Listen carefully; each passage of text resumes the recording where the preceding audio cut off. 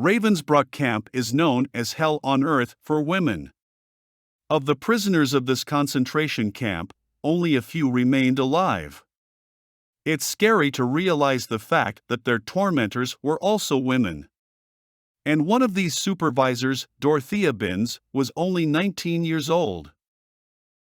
Ravensbrück was the largest women's camp in the Third Reich. More than 120,000 prisoners from all over Europe passed through it. Among them were both opponents of the Hitler regime from Germany itself, and women whom the Nazis considered unnecessary for society, Jews, prostitutes and homeless. At least 30,000 prisoners died. Some were hanged or gassed to death, but most died from malnutrition, disease and overwork. Dorothea Binz was born on March 16, 1920, in Templin, Germany. Her parents were not rich, so at the age of 15 she was forced to get a job as a dishwasher. In Hitler's Germany of the late 30s, Dorothea Binz could count on successful self-realization under the Nazi regime by joining the SS auxiliary units. Worthy applicants were selected there from the age of 17. There were two main categories of these divisions, SS Helferinnen and SS Kriegshelferinnen. The first category included signalmen, the second category, employees of other services necessary in wartime. The Nazi wardens of concentration camps belonged to the SS Kriegshelferinnen. Joining the SS auxiliary unit in 1939, Dorothea Binz began working in the kitchen at the Ravensbrück concentration camp. And 1 month later, the girl was appointed a concentration camp supervisor. Before you continue watching, please subscribe to my channel and like this video. Of course, this is not necessary, the main thing is to be sincere. From the first day of the Second World War, Dorothea Binz served as a warden in the largest Nazi concentration camp for female prisoners, Ravensbrück. She worked under Emma Zimmer, Maria Mandel, and other bosses.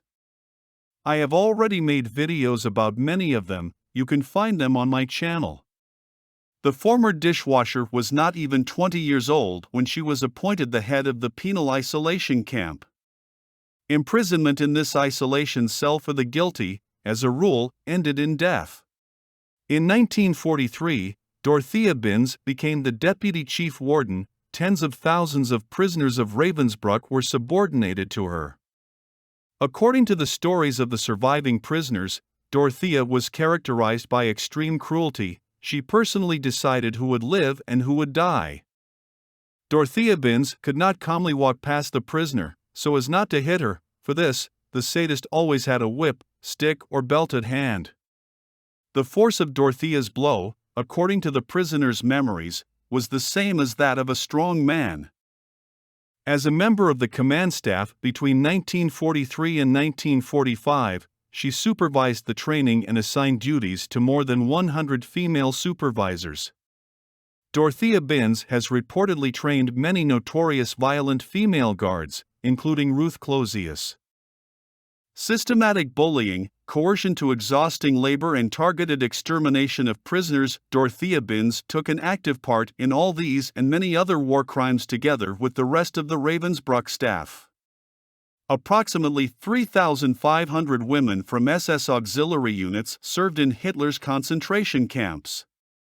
A number of concentration camps, such as Ravensbrück, Auschwitz-Birkenau, Mauthausen, Bergen-Belsen, either completely specialized in the maintenance and destruction of female prisoners, or had special branches for them, the staff of which also consisted mainly of women.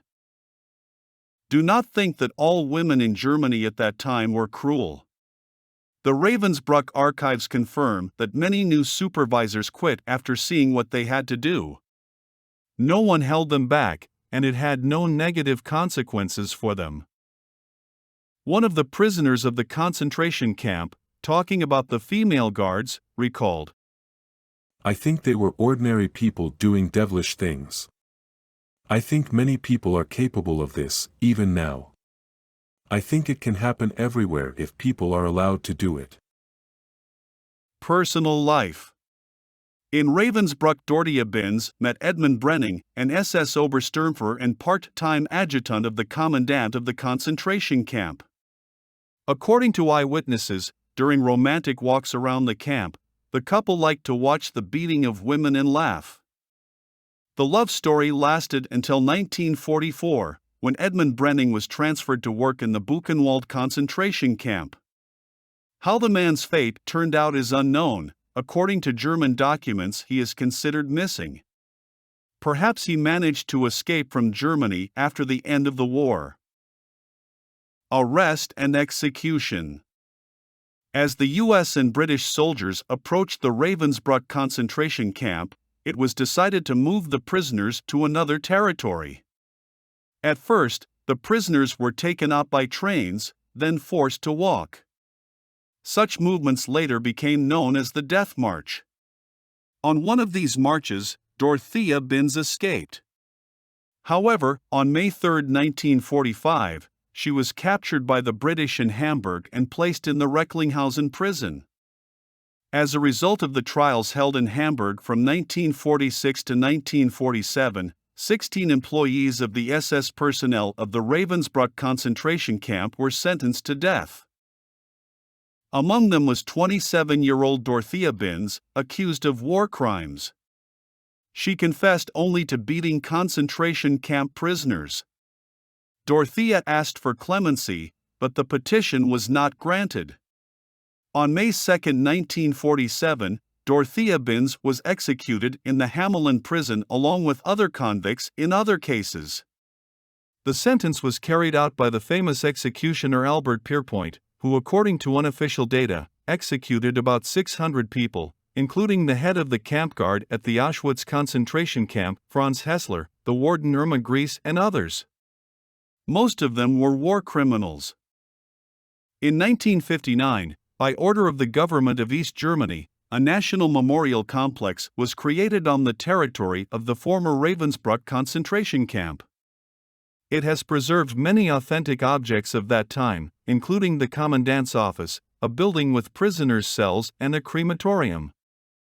A memorial stele, created by Will Lammert, was installed on the shore of the lake as the central element of the decoration. Thank you so much for watching this video to the end.